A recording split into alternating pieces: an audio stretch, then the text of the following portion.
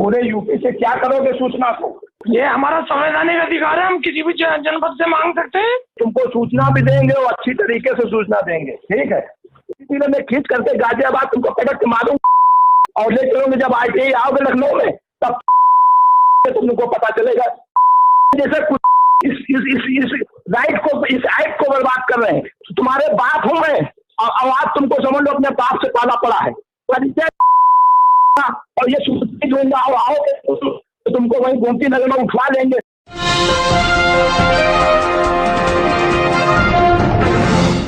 साथियों नमस्कार, मैं हूं नीरज पटेल और आप देख रहे हैं नेशन जनमत। अभी जो ऑडियो आप सुन रहे थे उस ऑडियो में भद्दी भद्दी गंदी गंदी ऐसी गालियां दी गई हैं जो शायद आप पूरी सुन भी ना पाएं। लेकिन गाजियाबाद के रहने वाले RTI एक्टिविस्ट राकेश कुमार ने न सिर्फ ये भद्दी भद्दी गालियां सुनी बल्कि वो बार बार पूछते रहे कि कृपया अपना परिचय तो बता दीजिए।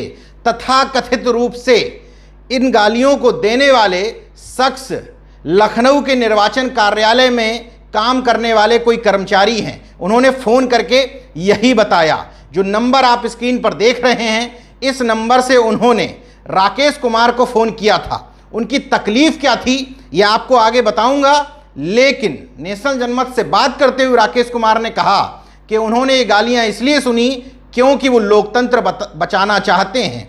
उत्तर प्रदेश में हो रहे बहुसंख्यक समाज के वोटों की बिकवाली, वोटों की चोरी, वोटों के डाका जो डाला जा रहा है उसको बचाना चाहते हैं।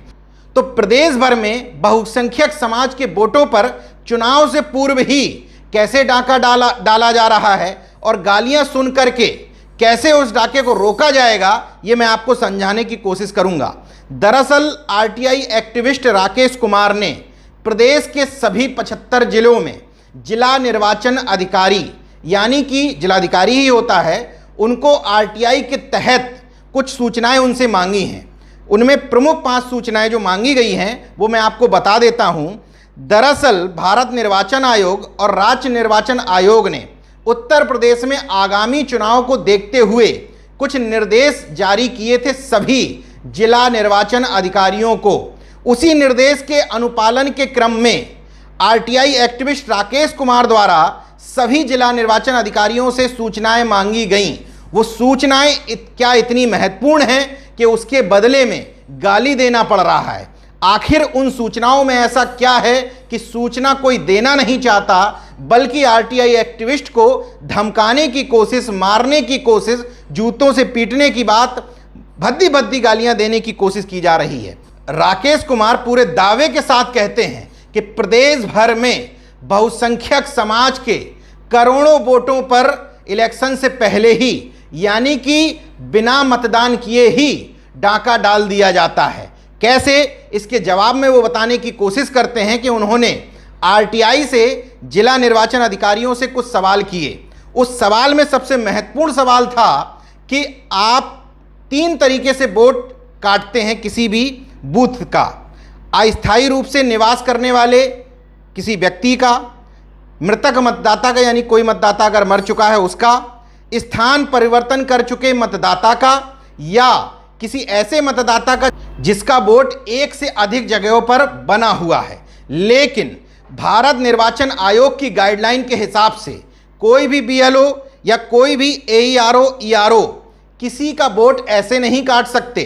अगर BLO सूचना देते हैं कि फलाना मतदाता मृत हो गया है या वो ये स्थान छोड़ करके चला गया है या वोट 1 से अधिक स्थान पर बना हुआ है, तो उसके लिए बाकायदा रजिस्टर्ड डाक से नोटिस देना होता है या किसी सार्वजनिक जगह पर, मान लो गांव सभा है तो किसी सार्वजनिक स्थान पर चिपकाना होता है या डुगडुगी पिटवानी होती है। मतलब किसी भी तरीके से सूचित करना होता है उस शख्स का जिसका वोट काटा जा रहा है। मान लीजिए वो नहीं है, मृतक हो चुका है, तो उसके परिवार के लोगों को बाकायदा सूचना देनी होती है कि अब हम आपका वोट काटने जा रहे हैं। लेकिन राकेश कुमार दावे के साथ कहते हैं कि इसका अनुपालन बमुश्किल 3-4% से ज़्यादा पूरे प्रदेश में नहीं हो रहा है।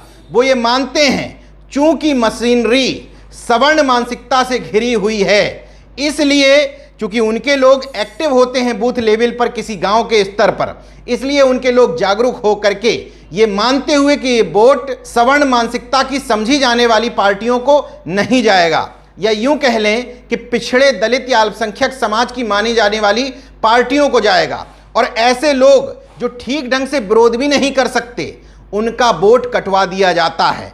आप अपने इर्द गिर्द नजर दौड़ा के देख लीजिए, किसी भी विधानसभा या लोकसभा के चुनाव में तमाम ऐसे लोग सामने आते हैं जो कहते हैं कि मैं 15 साल से यहां रह रहा हूं, 20 साल से रह रहा हूं, लेकिन पिछले बार तक मैं वोट डालता था, इस बार मेरा वोट कटवा दिया गया। तो उस आरटीआई में यही सूचना मांगी गई कि जब भारत निर्वाचन आयोग ने राज्य निर्वाचन आयोग से कहा, राज्य निर्वाचन आयोग ने प्रदेश भर के जिला निर्वाचन आयोग के अधिकारियों से कहा कि आप एईआरओ ईआरओ को नियुक्त करिए और ऐसे लोगों की सूची तैयार करिए, चिन्हित करिए ऐसे लोगों को जिन लोगों के वोट काटे जाने हैं या बढ़ाए जाने हैं। तो आरटीआई के हवाले से राकेश कुमार ने 75 जिला निर्वाचन अधिकारियों को आरटीआई के माध्यम से यही तो सवाल किया कि भारत निर्वाचन आयोग के निर्देश के अनुपालन में अभी तक आपने कितने मतदाता ऐसे चिन्हित किए हैं और कितने लोगों को, मतदाताओं को स्पीड पोस्ट के माध्यम से आपने अवगत कराया है कि हम आपके वोट काट रहे हैं। दूसरा उन्होंने सवाल पूछा, वर्तमान में प्रभावी सूची में कितने मतदाता हैं जिनका वोट एक से अधिक स्थान पर बना हुआ है। तीसरा उन्होंने पूछा कि मान लीजिए आयोग के जो मानक हैं उसके विरुद्ध किसी का नाम फर्जी तरीके से मतदाता का कार्ड दिया जाता है, तो उसके लिए बीएलओ, एईआरओ ईआरओ या निर्वाचन अधिकारी किस पर आप कार्रवाई करेंगे। यहां आपकी जानकारी के लिए बता दूं कि एईआरओ अमूमन तहसीलदार होते हैं और ईआरओ अमूमन एसडीएम होते हैं।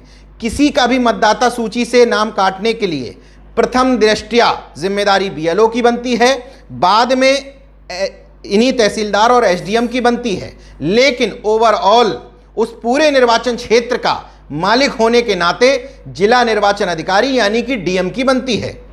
तो यही तो सवाल राकेश कुमार ने लखनऊ के जिलाधिकारी अभिषेक प्रकाश से आरटीआई के हवाले से पूछ लिया था। अब उन्होंने उस आरटीआई को मार्क करके सहायक निर्वाचन अधिकारी के पास भेजा कि उप निर्वाचन अधिकारी के पास भेजा। इस नंबर से किसने गालियां दी, निश्चित तौर पर यह जांच का विषय है। हालांकि राकेश कुमार कह रहे हैं कि मैं जब तक एफआईआर नहीं होगी तब तक मैं थाने के और एसएसपी के चक्कर लगाता रहूंगा, मैं इस नंबर पर एफआईआर दर्ज करवाऊंगा। नेशनल जनमत ने भी इस नंबर पर 3 बार फोन किया, मेरे पास तीनों बार के रिकॉर्ड हैं, लेकिन एक बार फोन उठा, वहां से आवाज नहीं आई, 2 बार ये फोन उठाया नहीं गया। इसलिए हम ये नहीं पता कर पाए कि निर्वाचन कार्यालय में किसका नंबर है, लेकिन राकेश कुमार दावा कर रहे हैं कि ये फोन निर्वाचन कार्यालय से यानी कि लखनऊ के निर्वाचन अधिकारी के कार्यालय से ही आया था। इसीलिए शायद वो व्यक्ति इतना भड़का हुआ था, प्रॉपर्टी डीलर बता रहा था और तमाम भद्दी गालियां दे रहा था।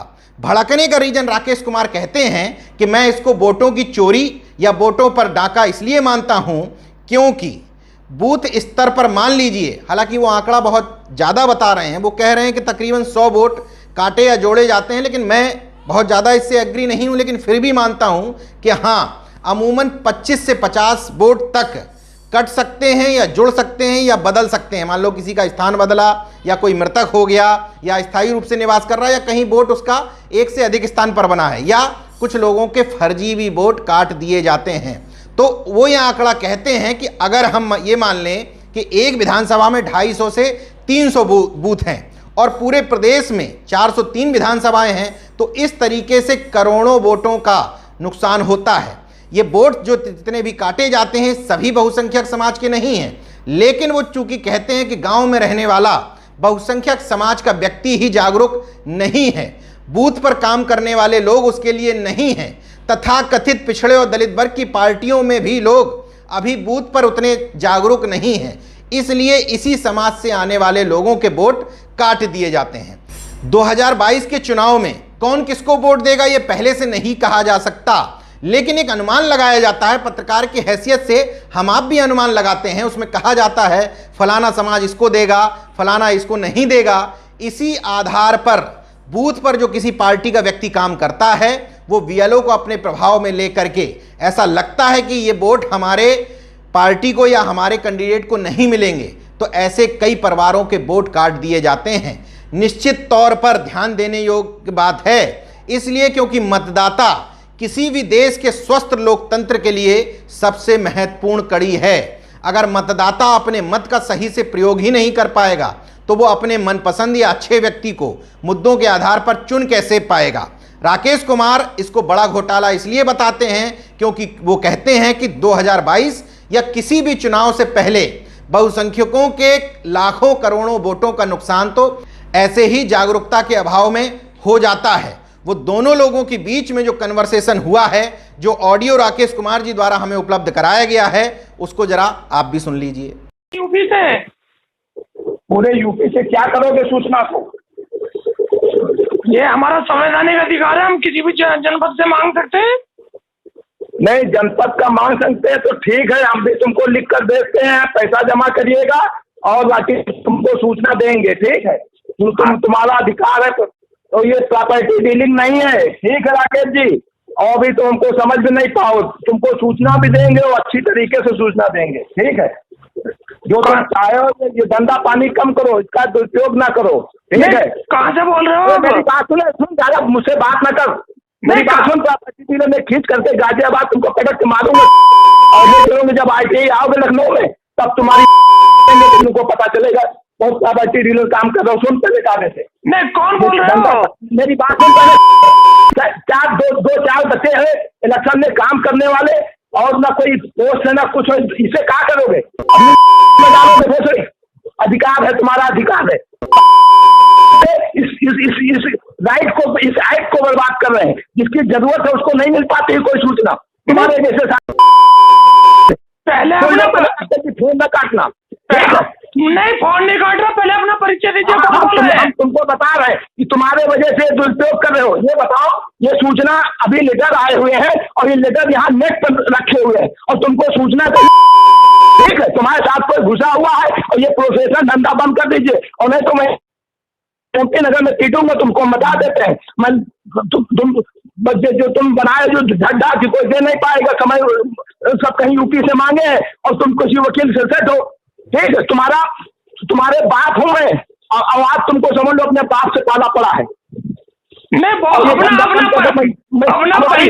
हमारी हिदायत है कि ये धंधा बंद कर दो, प्रॉपर्टी डीलर करते हो अच्छी तरीके से कमाओ। तुम किसी वकील के साथ जो मिल करके ये तमाशा बना रहे हो।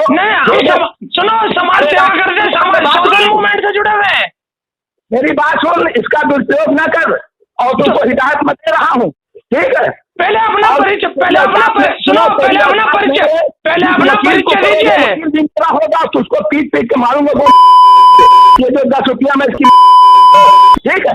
सूचना को अभी आयोग से साला लेकर नेट पे निकाल रहा हूँ। एक 3 बाबू 2 बाबू एक विचार हो रहा, चुनाव सामने खड़ा और टमाटा बनाए घूम रहे हो। मैं कह रहा हूँ अपना परिचय दीजिए पहले आप। तो अगर राकेश कुमार के दावों को हम सच माने तो पूरे उत्तर प्रदेश की 403 विधानसभाओं को मिलाते हुए लाखों करोड़ों बहुसंख्यक समाज के वोटों का नुकसान उनकी जागरूकता और उनके नेताओं की जागरूकता के अभाव में हो रहा है। और राकेश कुमार अगर गलत बोल रहे हैं तो RTI के हवाले से उनको सूचना दीजिए और ये साबित कर दीजिए कि वो गलत बोल रहे हैं। और अगर RTI को दबाने की, छुपाने की, राकेश को डराने धमकाने की कोशिश की जाएगी बार बार, तो ये माना जाएगा कि राकेश कुमार के आरोपों में सच्चाई है और बहुसंख्यक समाज के वोटों को बेचा जा रहा है, डांका डाला जा रहा है, चोरी की जा रही है। देखते रहिए नेशन जनमत, जागरूक और सजग बने रहिए क्योंकि आपके ऊपर लोकतंत्र को बचाने की जिम्मेदारी है। जय विज्ञान, जय संविधान, जय लोकतंत्र। धन्यवाद। तो अगर आपने मेरा YouTube चैनल सब्सक्राइब नहीं किया तो प्लीज़ सब्सक्राइब कर लें और उस बेल आइकन पर जरूर क्लिक करें जिससे जो मेरे न्यू वीडियो हैं वो आप देख सकें।